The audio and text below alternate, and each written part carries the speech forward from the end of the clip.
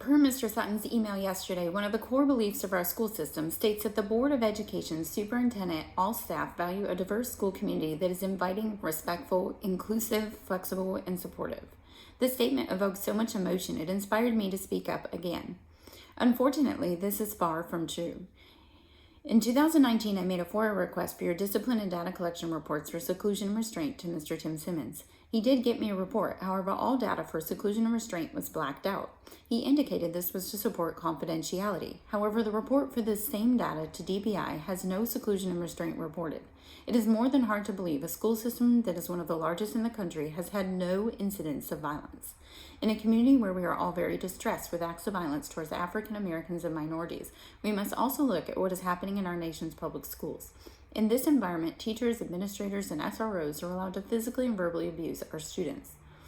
As a former public school employee of 15 years who personally reported 3 acts of violence towards special education students in my own school district to the OCR, I know these facts to be true.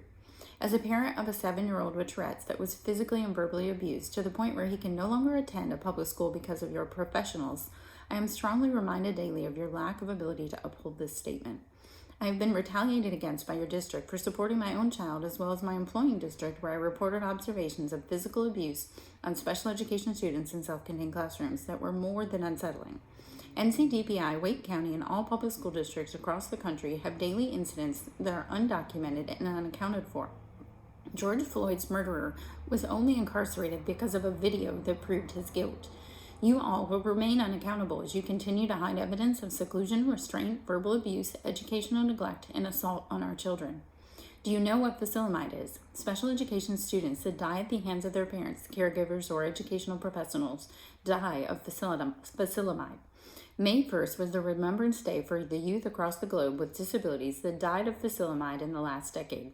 U.S. public schools lost 37 children in their special education classrooms last year at the hands of teachers. If you want to uphold this statement, then you will provide our children with a safe, transparent, free, and appropriate education. If you want even half of your public school population to return for the fall 2020 semester, I suggest you speak more clearly about what you plan to do to change your historical atmosphere of hatred, discrimination, physical and verbal abuse on special education and minority students, the seclusion of students, minorities, and special education students, and stop retaliation on parents who speak up for their children in a peaceful manner at Wake County Public School Board of Education meetings. It is the public school system that raises a community. If your educators and leaders continue to sweep documented incidents of physical violence of teachers and administrators against our youth under the rug, you will lose the faith of your community.